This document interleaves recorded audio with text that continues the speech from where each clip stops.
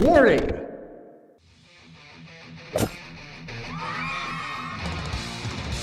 You're watching Dr. Todd Lee TV, where theoretically you could learn a bunch of cool shit. Greetings, everyone. It is I, Dr. Todd Lee, and this is my cool friend, DJ. She owns M&M Labs, and I got my blood work done through M&M Labs, and that's who I am going to do all your blood work with M&M Labs. So we talked about it this last episode, about going to the website, clicking Dr. Lee's Labs, and so I got Dr. Lee's Labs for I am Dr. Lee, and we will look at my labs, and DJ is going to review my labs. I reviewed my own labs first, but it's pretty boring if I review my own labs on my own show because I could be lying to you. So DJ is going to review my labs, and we were talking about how DJ had taken the Myers-Briggs personality assessment and this INTJ, which is my absolute favorite, and she was impressed that I guessed her correctly. I pegged her correctly as an INTJ. So first we start with some bullshit that doesn't really matter, like white blood cells. I'll let you read it.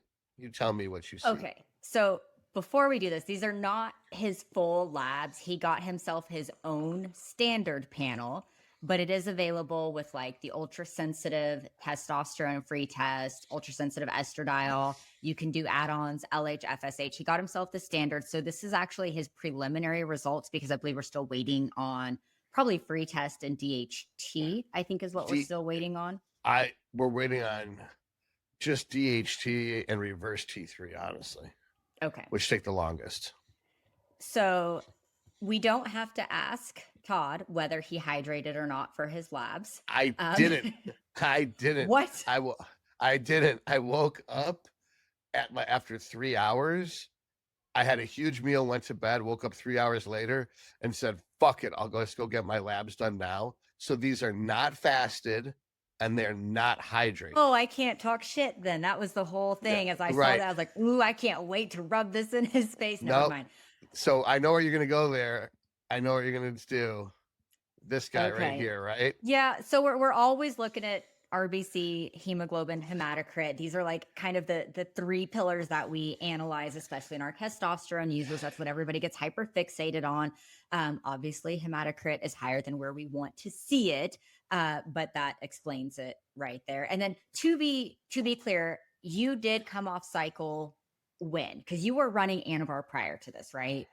Right. I was running test, Mastron, a bitty baby dose of NPP, which I didn't like, and Anavar. I stopped them April 1st, and this blood work was done collecting 22. So it's exactly 3 weeks. So we're pretty much where we'd be. I was running 80 tests a day and 60 Mastron a day when I had this drawn with 8 units of GH. And in case somebody is brand new to your channel, explain the relevance of daily injections and why that's important for managing H&H. We want to have stable blood levels, because if you have unstable blood levels, every time there's a spike, more DHT, more aromatase will convert the testosterone to DHT. I mean, more 5-alpha reductase will convert to DHT, more aromatase will convert to estradiol. You'll get more side effects and less anabolism if you do the sporadic injections. That if you want the most.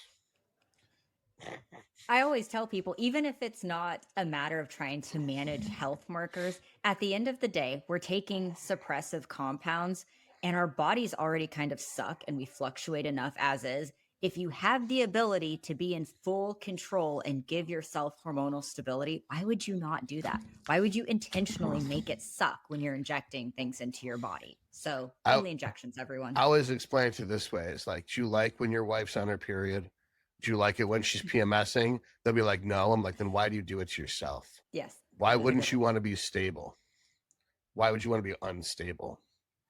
So Todd's CBC looks good. Shame on you for not hydrating. And just so you are aware, if you purchase labs and you go on Todd's panel, it gives specific hydration protocols directly on the website. So you do not do what he did. Yes. And so right here, well, I thought, how can I be like a total fuck up, like a patient? I'm going to do what they do. And I'm not going to go in hydrated, and I'm going to eat a huge meal right beforehand and see what happens and fuck up my blood work just so that I can just complain about it later. So if you see here that this is normal, the hemoglobin's normal, but the hematocrit's high, that's proof it's dehydration.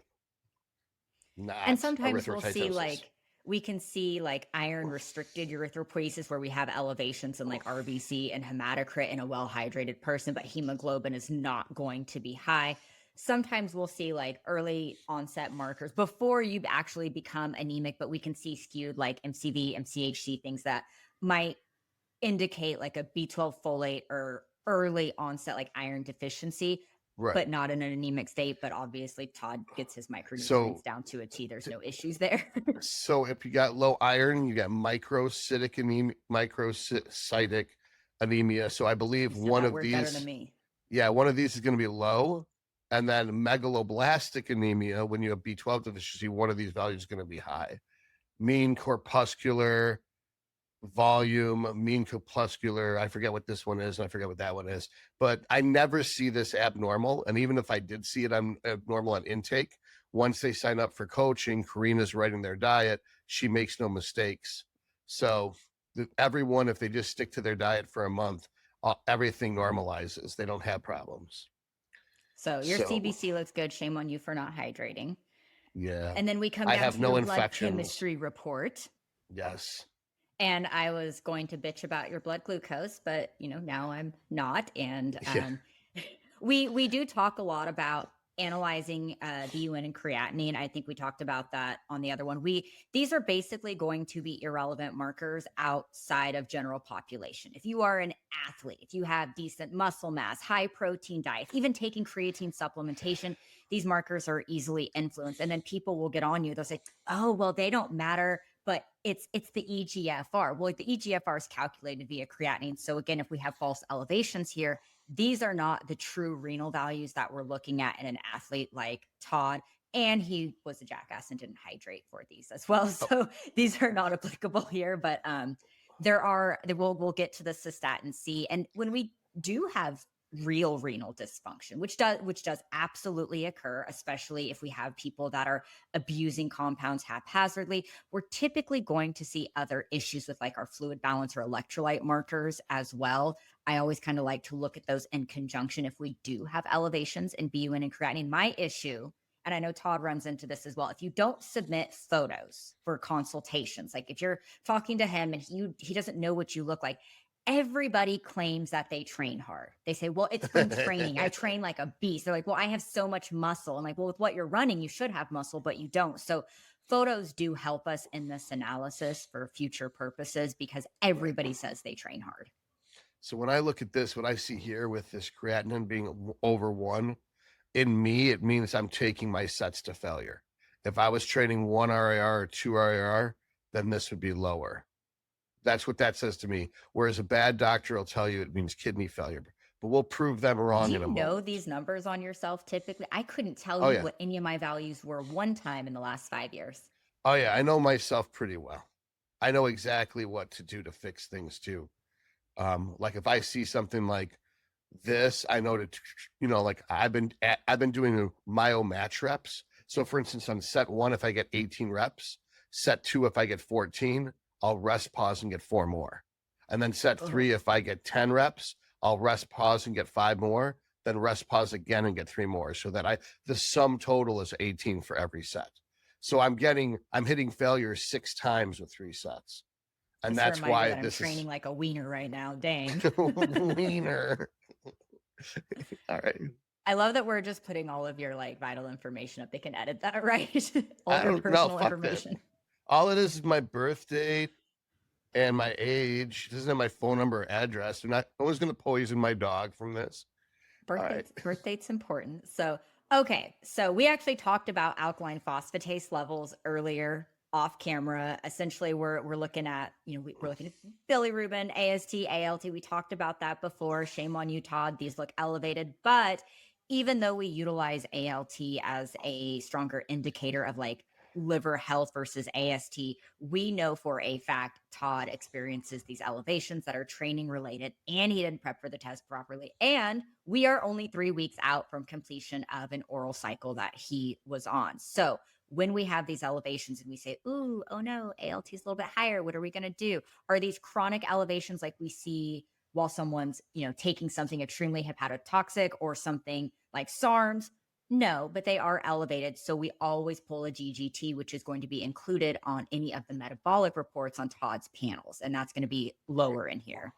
So this right here, this is actually not high for me. When like 15, 16 years ago, before I ever used gear and did bodybuilding, these would be in the 70s.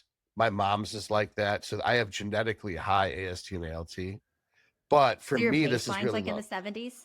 My baseline while prep, like right now, this should be like 200 and this should be like 300. Do we think that they are lower 3 weeks post cycle because of the glutathione? I think it's the glutathione that did it. And I was going to go get glutathione done this week and then maybe repeat AST, ALT, the CMP, just to see how much does the glutathione actually clear this up. The fancy IV though, right? Yep, IV. I'm not going to do the shot shit. I'm going to do it right. And right here, one thing I want to point out is AST is, let's pretend S is short, L is long. That's the half-lives of these metabolites. So the ALT will always be longer than AST unless you did legs and then went and immediately got blood drawn, which I've done that before to test this. And they're How like, did that look? They're like, we won't do that. You're dehydrated. I was like, I'm not dehydrated. They're like, working out dehydrates you. I'm like, listen to me, lady. It's like she was just like this fat blob that like was spilling out of her chair. And I want to be like, if anyone knows more about lifting weights, it sure as fuck is you. No, but I didn't say that. What I said is I weighed myself before I trained and I drank enough water so that by the time I was done training, I weighed more. And she didn't understand. And the woman behind her is like, look at him. He's covered in veins. He knows what he's talking about. Just let him back there to get the blood draw. And then she's like, fine. So it's just, oh my God, a thimble full of power. When I first started doing labs, I didn't know anything. So I would only get blood work immediately after training. That was the only time. I was like, well, it's right next to the gym. So that was my baseline for probably a year. So what I was saying was if you just train legs and you go in there, you're going to have like 300. And then the next day it's going to be 200, 300. And then the next day it's going to be like 100, 250. And it's going to just be like that. So I train a lot. I don't give a fuck about these reference ranges. Basically, if I saw someone who came to me and they're inside the reference range, they're not doing enough volume. That's what it says. And I've never seen you train like you take it seriously. You're not exercising, you are training. There's a difference. So Kai, my camera guy, and he's a big guy. He was up to 280. He hadn't been lifting in a while, and he started lifting with me for 1 week, and he had like fevers. He had to take 2 weeks off in the gym from 1 week because he was having sporadic. You killed Garrett. We did one back. Yeah. I was like, that I'm not training with y'all. I'm going to do my own thing. I know you wouldn't. I was like, I came all the way to Texas and you hoed me out. You wouldn't train with me, you fucker. I was so hurt. Next time. Okay, so now we have your lipids.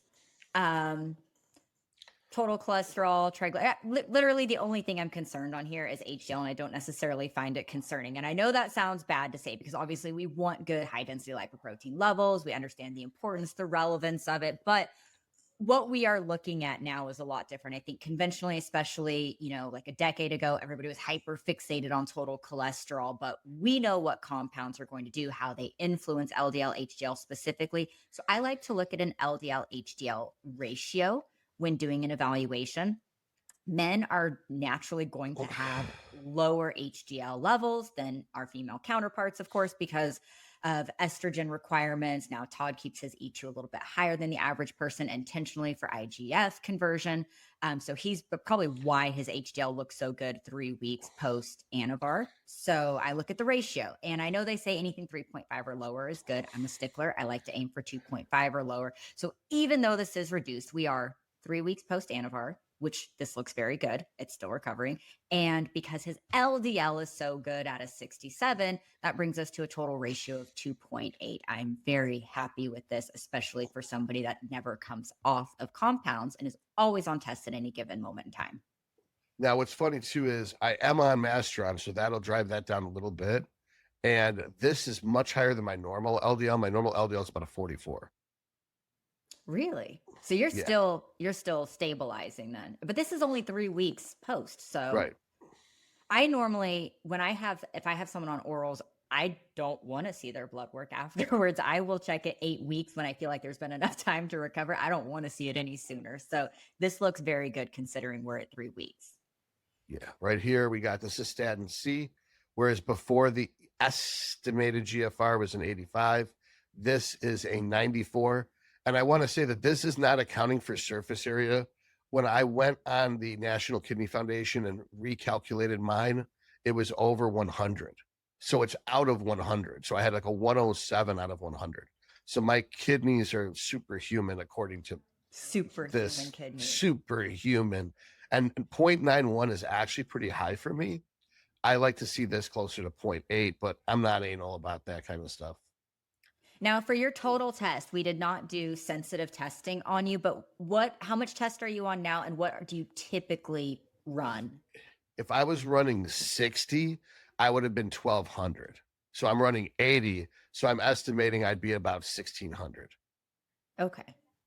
You know your levels pretty well, so I'm assuming this isn't even relevant. You know where your total is going to be. So yeah, I mean, we in are the waiting future, on the DHT. Yeah, in the future, I will do the other one just so I can see what it really gets up to. But I mean, to me, what's the point in trying to determine your total test unless test is your only compound? If you're running test and Masteron, then you would add them together, so it's not really relevant. As I far think as the only time it really matters is if we're trying to do like a compound integrity thing, but there's going to be other indicators. I'll be honest, I don't normally run sensitive testosterone on people.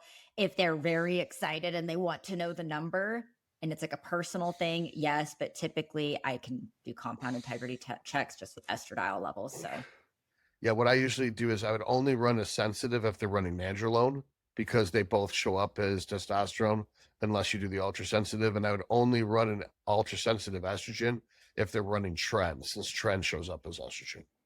and that is an option on the Dr. Todd Lee panel, by the way. You can opt for ultra sensitive estradiol if needed.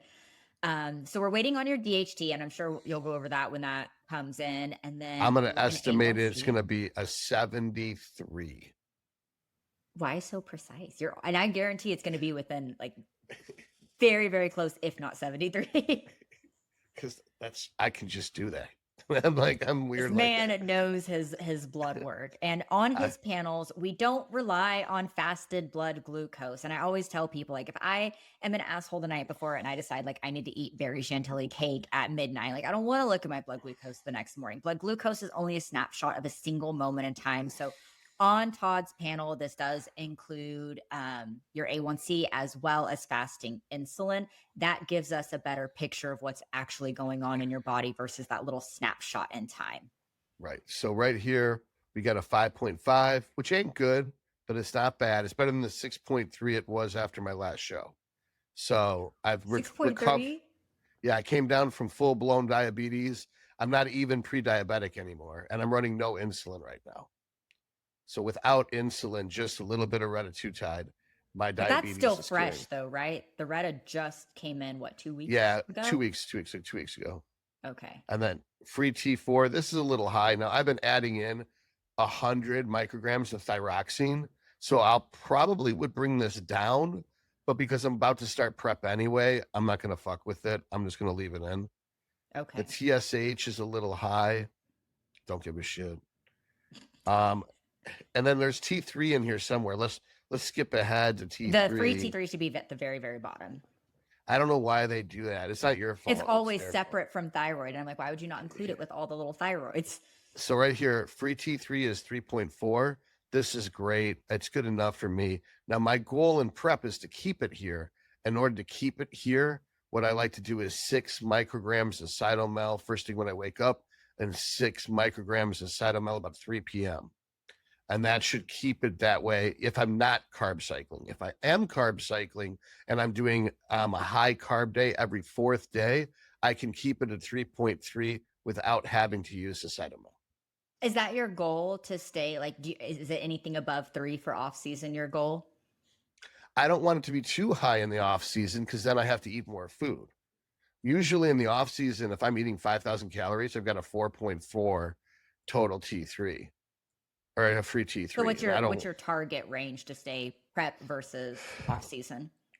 I just want my T3 always at the low end of normal so that I have to eat the least amount of food. Okay. Because food costs money and people don't think like me. They're like, how can I be efficient? They're like, oh, treats. Fuck your treats. I want to save money. More money means more growth hormone. And so we got prolactin here. I don't know. You tell me, does prolactin matter? I can't figure out what prolactin matters. Prolactin matters when we're taking compounds that will influence prolactin, or if we have an individual that is going to be very predisposed to elevations in conjunction with like estrogen increases as well. If it's not high, I don't pay attention to prolactin. And if we're not right, that's what I meant. Yeah. I'm but like, it's there. We have it on there. If their dick works and they're not squirting out of their nipples, I don't give a shit about prolactin. Yes. That's basically how I look at it. I mean, if it was a 0, I'd be like, oh, that's probably not good.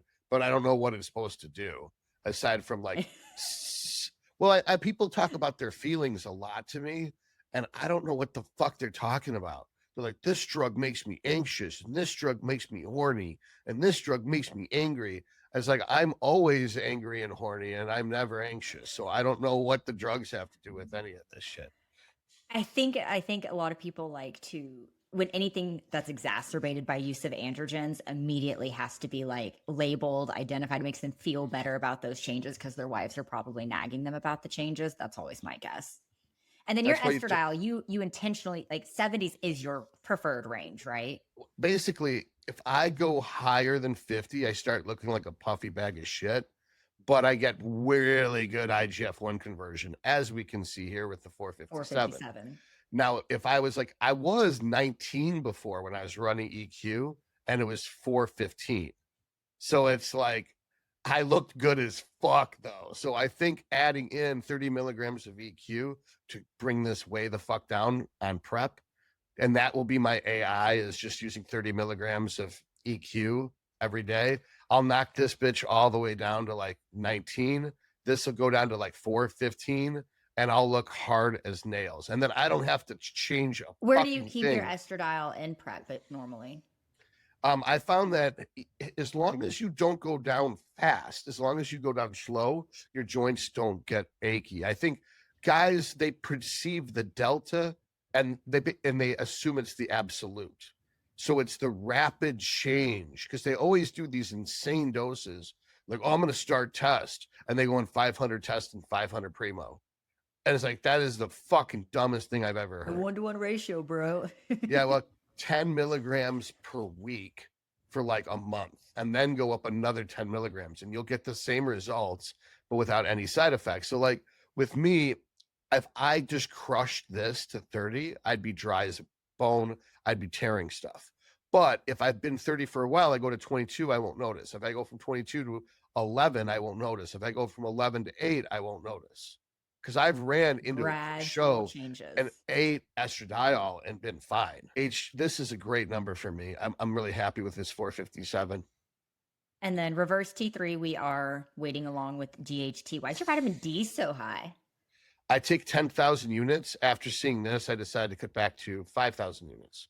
You have all of the vitamin T. And there is our GGT, and this is going to be a standard marker on all of Todd's panels. Again, especially when we're seeing like training related elevations. This is going to be a more accurate depiction, just kind of like we use cystatin C for our renal markers as well. There's always secondary things. And this is an important thing for people too, even if you're not getting blood work through us or consulting with Todd or something. This is something that you can speak to your provider about. I see a lot of providers make unnecessary referrals out to specialists without doing very basic preliminary lab work first. So, to clarify, so just as we do cystatin C to disprove the creatinine elevation is kidney disease, we do the GGT to disprove that the ALT and AST are liver enzymes. They're not liver enzymes.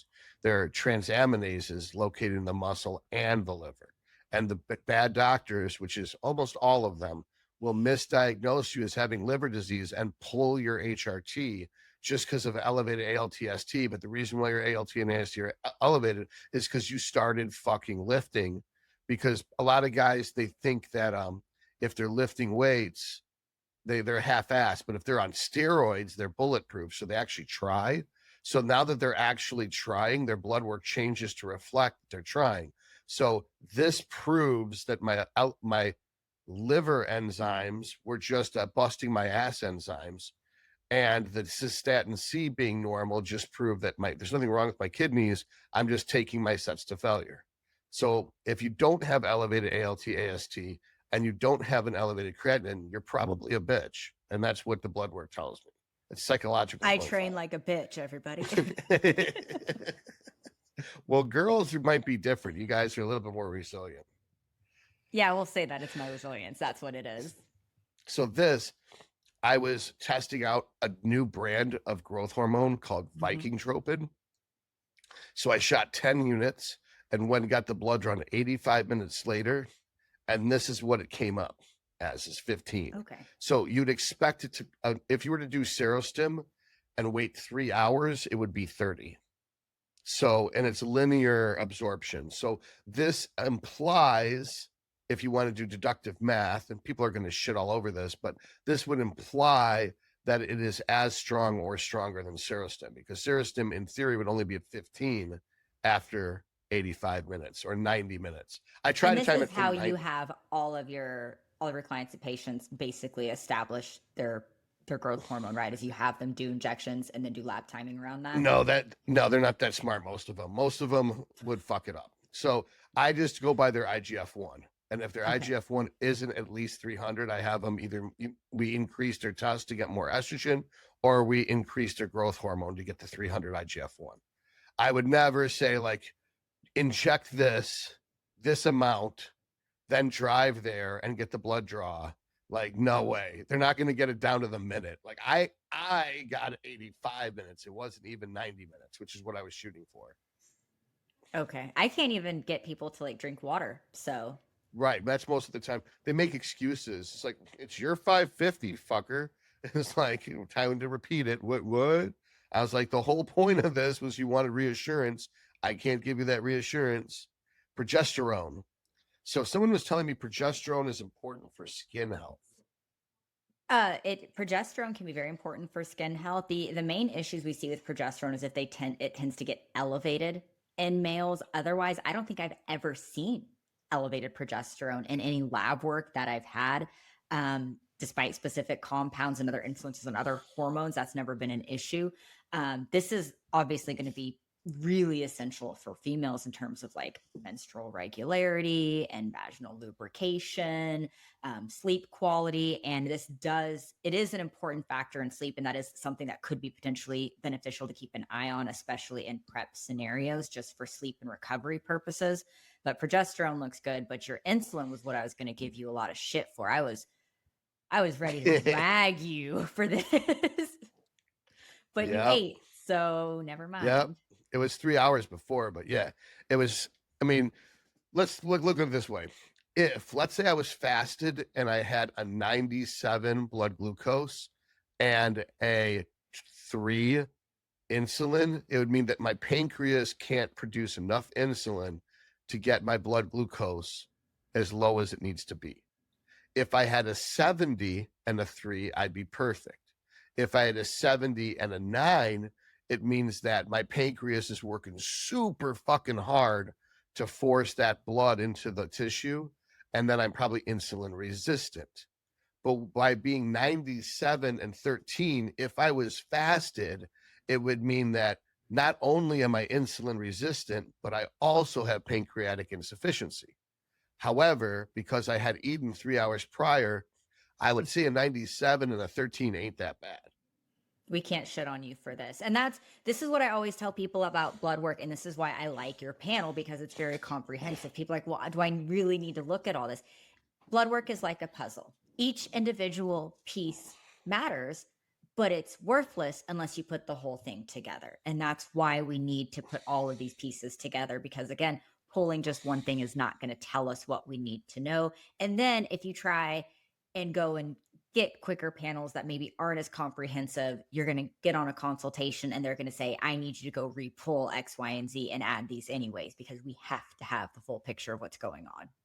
I always tell people it's like if Star Trek's beam wasn't working. It would be a Star Trek analogy. So yeah, I would get that. So like if you're going to beam Uhura down to the planet to collect samples, and you beam down her eyes and her hands, and then the next day you beam down her brain and her feet, and the next day you beam down her skin, and the next day you beam down her skeleton, then you don't have Uhura. You've just got a steaming pile of dead body parts that you have to get all the blood work done, and you have to get it all done at the exact same fucking time. Otherwise, it's completely fucking worthless. There we go. Don't want a steaming pile of body parts. Yeah. And people are going to be like, I don't know any different. It seemed appropriate to me. Uhura was the only woman and the only black person. So I include, they're like, why are you lashing out? That could be interpreted differently other than that I wanted, if I said Spock or Kurt, then it would be part of the patriarchy. I know those names though. Yeah. And then that would be like a colonization because they're white. But if it's a black woman that I'm sending, then it's not colonization. It's not the patriarchy. It's inclusivity. So I did my due diligence. And then, okay, so our final things, we have apolipoprotein B and our SHBG as the final markers on the Dr. Todd Lee basic panel. So we talked about SHBG last time, and it's kind of highly debated whether it needs to be brought up and into specific ranges for our heavier anabolic users or not. But we're going to see it decline no matter what. I think this becomes a hyperfixation, and it is very important in like our natural athletes when we are trying to leverage free testosterone levels. Yes, we pay close attention. And of course, in females, when we're trying to maybe artificially inflate this, given androgenic effects or something. But use case, when we're talking about like actual bodybuilding, high superphysiological ranges are going to reduce this. And then you bring in, it doesn't have to be Proviron. A dated thing, but anytime you bring in a DHT derivative, it's going to bring it down further. So your SHBG is going to be low. Todd monitors his DHT levels. That's usually our primary concern, is like what can happen when we have higher free tests. Are we managing potential conversions, which he is? Yep. And I never expect to see that above 2. So I'm kind of like ashamed of myself. I should have stomped that harder. That you would normally, and prep, put in Proviron just to murder SHBG. Proviron's only use is to assassinate SHBG. But you know what I'm going to say? My best friend Masteron is the second best drug at murdering SHBG. That Masteron's flaws are that it lowers it lowers HDL, not as bad as Anavar, but it's the second most aggressive thing against HDL, and it is the second most aggressive thing against SHBG. And if you are a competitive bodybuilder or you're using anabolics heavily, your SHBG is simply going to be lower. And even to bring it back up, there's not a lot of things we can do outside of maintaining adequate estradiol levels, like omega fatty acids. Like that's potentially working with like an endocrinologist, like for specialty, like I guess estrogen protocols, but it's typically not going to be a concern to get it up quickly. The only time where we really see that is going to be in females where maybe an end of our cycle crushed it and then it revealed underlying issues and they were really prone to androgenic effects or something. DJ, let's cut the shit. Have you ever met an endocrinologist and knew what the fuck they were doing? No, that's why I do my mom's stuff for her. Right. Okay. So let's stop trying to give them any credit at all. That endocrinology is a subspecialty of internal medicine that pays really bad. And internal medicine is where the kids who Does it scored pay bad? really, I figured it paid oh yeah, really well. it's $135 an hour. It is the I just know lowest. locally our endocrinologists just give everybody phentermine. Like, Right. fuck the hormones, even though it's your job. Let's just give everybody phentermine. Yeah. So endocrinology is the lowest paid, I think, branch of internal medicine subspecialties. Internal medicine is the absence of a specialty. It's for people that weren't smart enough to get into a good field like radiology, dermatology, or surgery. And so they basically work for a hospital because they're not smart enough to actually survive on their own. So they need someone to cut them a check because they don't have what it takes to be in private practice. And then of those people, the dumbest ones go into endocrinology or pediatrics or psychiatry. So My the mom's gonna really lowest, enjoy listening to that. the lowest of the low is pediatricians, endocrinologists, and psychiatrists. Now, the reason why people go into psychiatry isn't because they're stupid, it's because they're fucking crazy. And so that they want to know all about the drugs that they need to take to treat themselves. And the reason why people go into pediatrics is because they love kids or because they're a mom. Oh, see, I But figured there's like no, you hate children, you go into pediatrics. no, you're like, Well, have some vaccines, you little fuckers. I want to make you autistic. No, I don't think that they intend on hurting children. But I know that I've never met an endocrinologist that didn't suck ass at their job. yeah, I've always had high hopes, but I have, my mom has Graves' disease, so watching her journey has been painful to say the least. Yeah, everybody's better off teaching themselves how to be their own doctor than trusting whatever your HMO provides you. All right, so here we go. The last one, ApoB. Now, cardiology. We're shooting for under 80. Like that is like fantastic if we're under 80. This is a better marker than LDL alone, and it's a beautiful 74. Is this on par with what you normally are? Yeah, sometimes I'm up to 90, but this is a pretty good low one. Because you said your LDL was a little bit higher this round than what it normally is, right? Yeah. But, I can run shit as much as like 3.5 grams, and the blood work looks pretty much like this. My body doesn't, up to 2.2 grams, I show no signs of any disruption whatsoever. If I go up to like 3 grams or even 4 grams, we'd see a 1 or a 1.1 cystatin C. We might see a 90 ApoB, and we might see a 40. I've even seen as much as a 90 GGT.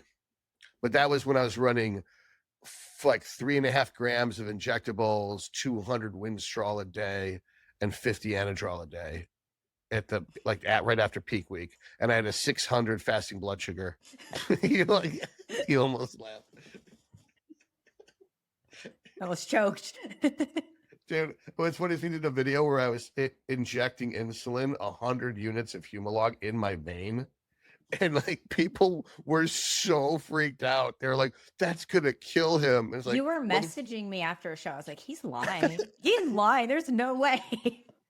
Well, we had dinner together. I had the ribs, and then I had those tacos, and then I had the whole chocolate cake. It was you, me, Stella, Garrett, and Josiah. And we had such a good time. And by the time I got home, I had a 600 blood sugar, and I injected 100 units of Humalog right in the vein, and it brought it down to 550. I'm like, well, I'm not going to go. Oh, fuck it. I'll just stay here. I'm not going to waste that much Humalog. It's not worth it. Oh, man. Okay. So why did you get blood work? Oh, I want to point out, please don't do what I just did. Just because I can survive this doesn't mean you can survive this. That I shit all over entire fields of medicine.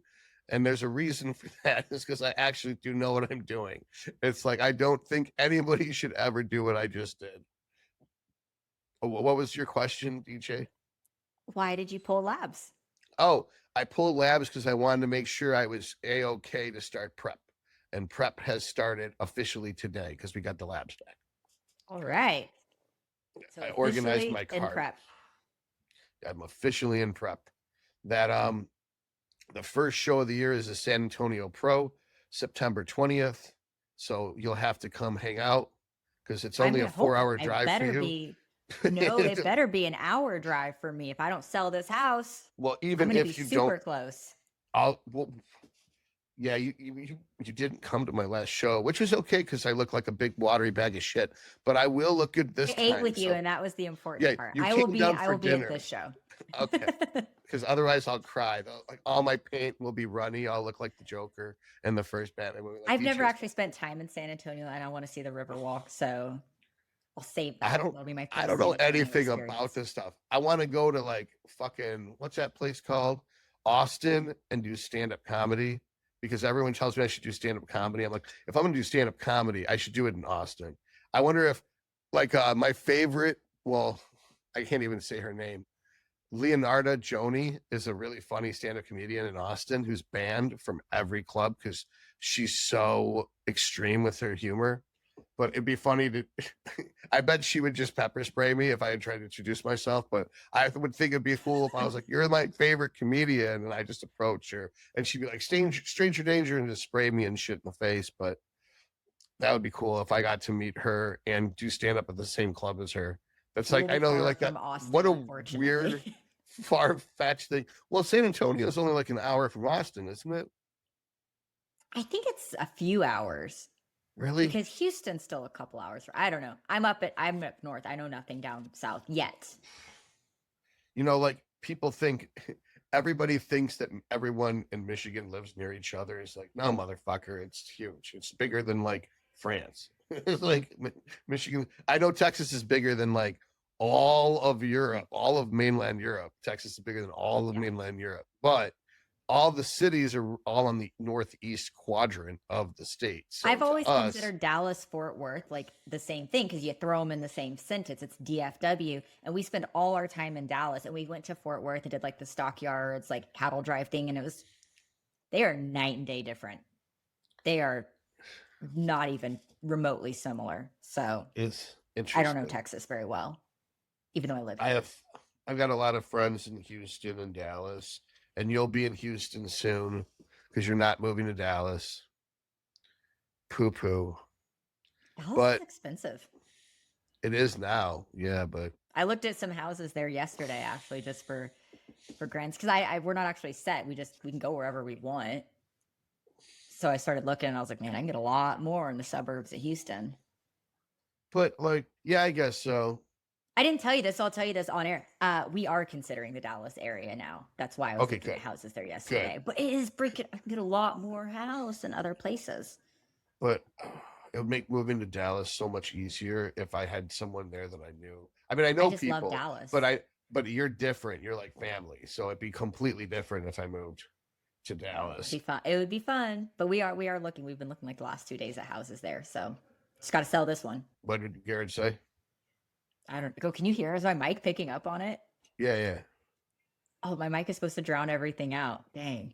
It's okay. Well, it wasn't loud enough for me to intuit. I don't know what he's saying. He's talking to the kids. I have no idea what he said. Oh, okay. Oh, I did a video last night. How to build a cult. It hasn't dropped yet. It drops Monday. You told me that I would like it, and I was like, man, I already have a cult. I know, but I can improve it. It's so much fun. It's one of my funnest videos in a long time. And people will think that it's just like entertaining. It's not educational. It is very educational. It could potentially save you or help you build one. It could be used as a weapon or as a defense. You know, my favorite class in Hogwarts was Defense Against the Dark Arts. Kids have been watching Harry Potter all day. Got to edit that. That was just all of your personal information. Yeah, it was. Yeah, it was like, got to edit that shit out. Well, I'll move it anyway. Fuck it. Come to this house down there. I think your birth date follows you, but yeah, whatever. People can steal my identity now. I'm sure that Kyle go through and put like smiley faces over it or something. This is where you're supposed to promote your labs and tell them your discount code so they can save money. Yeah, okay. Yeah, if you want to get labs so that you don't even need me if you hate my guts, but you think I'm smart, but you think I'm a dick, just go to mmmlabs.com, not the ampersand, but ANDMANDM labs.com, and click on the top right is get labs. You can select, just type in my name, Lee, and it'll come up Dr. Todd Lee's panel. Click that. Get the sensitive one, just so people be like, "Man, you're not sensitive." For $15 more, you don't have to listen to them whining about sensitivity. And then I almost want to call it the insensitive. And then there's insensitive, and then there's woke. Like, rather than having ultra sensitive, it should be called woke, because those fuckers are ultra sensitive. And it's like, you can click that, and then you get your good stuff. And then we're also going to have the follow-up Bloodwork panel. So like, if you started 20 milligrams of test and 2 units of GH, after a month, you want to know what your levels are. You can, it'll just be the test, the estradiol, the IGF-1, and the DHT. And then you know, like, okay, my DHT is way too high. This is over the maximum amount of thresh for me. Or, oh, I'm only getting 800 tests out of this 20, and my DHT and my estradiol are relatively low. I can handle more tests. And then, or if it's like, oh, my IGF-1 sucks, my GH is bullshit, I should get a better brand like Viking Tropin. And yeah, that's pretty much. That is the dialing it in follow-up, right? Yep, I think I called it that, right? The dialing in. Whatever and then you called it in is what we did it as. Yeah, and then one is what I got to look at. I think I call it dialing in follow up, and then there is the prep something. I called it prep something. The prep Mid-prep follow up assessment, I think. Med prep assessment. And I knew it was smarter than I'm sounding right now. Mid prep assessment is just estradiol and T3. Ideally, you get that done every 2 weeks or so to make sure that your estradiol is where you want it to be, so you're not holding water on stage, and your T3 isn't tanked if you're carb cycling. And then often it's really hard to dial in T3 because cytomel is like a Tasmanian devil inside your body. You don't know exactly what it's going to do. So we have to be really precise with the cytomel. And of course, the dumb fucks make it in pills that are 25 micrograms, which is like way too much. So I usually have a liquid stuff made for my patients so that they can dose it exact, like 6 micrograms at a time, even if it's multiple times a day. And discount code Todd, TODD. Yeah. Save you money. Do that. Terrible at promotional stuff. I know. I'm not. I can't do it for me. I do it for other people. I can't do it for me. I'm comfortable doing it. It feels gross to like talk about it yourself. I never even do my full, like, there was this video with Mike O'Hearn. He was like, "Greetings, everyone. It's Mike O'Hearn, the Titan, Mr. America." And then he started proceeding. And I was just like, I texted Karina. I was like, dude, could you imagine? It's hard for me to even say my Instagram handle when you're like, where can they find you? I'm like, I want to die now. Yeah, it's, if I was to go into my full fucking title, it's like, I'm Reverend Dr. Todd Lee M.D., and then go in like 6-time Mr. Michigan, 5-time national champion, blah, blah, blah, blah. It would just be so pretentious. Everyone would hate me more. So I don't want to do that. I feel you there. It's uncomfortable. People are going to be like, wait a minute, did he say Reverend Dr. Todd Lee? It's like, motherfuckers, I told you I did a video on how to build a cult. You don't think that this is words of experience? You don't know. You don't know me. You think you know me, but you don't know me. All right. So Taught after a full night's sleep. Yeah, exactly. Oh man, did you like that video? I'm wearing this shirt. I don't know where my pants are. Like, where are my pants? Heard that. Dude, that reel, like, normally my stories get like 300 to 400 views. That got like 1,800 views. Wesley Visser saw it. I was like, oh shit, if I knew important people were going to see this, I wouldn't have made it. And I was like, that's what I tell myself every time I post anything on Instagram. I go, oops. Well, I posted myself in that blazer with no pants, And then my grandma gave me a thumbs up on it. And I was like, oh. I was scrolling through. I didn't recognize it as you. I was like, whoa. And I went back. And I was like, oh shit, that's DJ. It's like I just walked into my sister in the bathroom. And I was like, this. I was like, oh, now I feel terrible. It was a dope picture, though, right? It was a really good picture. Yeah. My grandma liked it, so I know it was good. Your grandma liked it.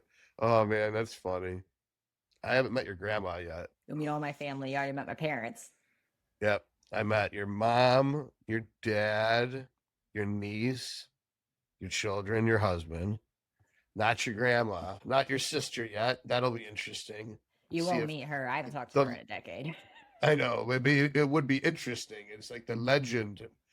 Your reputation precedes you with them. All right. Well, do you have anything intelligent to say? Because I'm out. Make sure you hydrate before you get your blood work done. Yeah, don't do what I did and just roll out of bed and say, fuck it. I know I'm not going to be able to fall back asleep because I know if I fall back asleep, I'll sleep through my window to go get my blood work done. So and everything on our website does have written recommendations on whether these are to be calorie fasted, hydrated. All of them will include instructions, even for your female audience, how we pull panels usually on day 21 of the cycle. If you have a standard menstrual cycle, we do 7 days post ovulation. All of the instructions are on there. I always did mine 5 days post ovulation. Should be 7. I do a week because that's typically where we hit like absolute peak progesterone levels, and that's where I calculate PG to E2. But nobody's ever like, well, some women are really dialed in and they know like exact ovulation day. I have clients that are like, oh, I'm ovulating, and I'm like, I forget I even have a menstrual cycle every month, and I'm shocked when it comes. And they know when they're ovulating. I've had girls tell me they can feel it. They can feel the egg release from the ovary into the fallopian tube. They can. I forget I even have one. Every month, I'm surprised. Yeah, some women just start bleeding out of their pussy. They had no idea what was happening. Other like, oh no, I need stuff. I didn't learn this the last 10 years. Yeah. It's like, I'm like, okay, here's a super, and you throw it at them. It's like, there you go. Like, you have to be responsible. You carry around supers in your fucking car in case they start bleeding. It's like, don't get on my lever seats here. But I have all my clients track, and they know everything. They have to give me like feedback, and then I'm over here just not knowing it's ever going to happen. Yeah, I thought of a lot of inappropriate shit that I shouldn't say even for YouTube. Oh, Patreon. So the Patreon channel, I'm going to start doing injection instruction videos, since I know these people have no fucking idea how to do an injection. So I'm not. I know you got a whole legal team. I kind of need to know for sure I can get away with this before I do it. So all you do is have someone write you up a disclaimer and make sure that is visible. That is the main thing. Same thing, like you have a warning and disclaimer like on your YouTube as well. Yeah. So this is education or entertainment? It would be entertainment. This is what I do. Do not do this. If I had to guess, I don't know. I'm not the attorney. I ask them what to do and what to say. Because if you're saying it's educational, that means you're teaching them how to do it. And therefore, that probably gives you some form of liability. So saying it's entertainment would probably be, and that's just a guess. I don't know. But I think because I'm a doctor, the rules are different. It's a whole nother story because I am entertained. Right. They can, but I'm probably one of the only people authorized on how to give instructional videos and how to use needle. I'm a big fan of do not do this until you consult your primary care physician. But my whole shtick is they're supposed to hire me to be their doctor. So I'm like always backed into a corner. I don't know. That's a legal team question on how to pitch that. But the nice thing is Patreon, pretty much anything goes as long as your penis isn't out.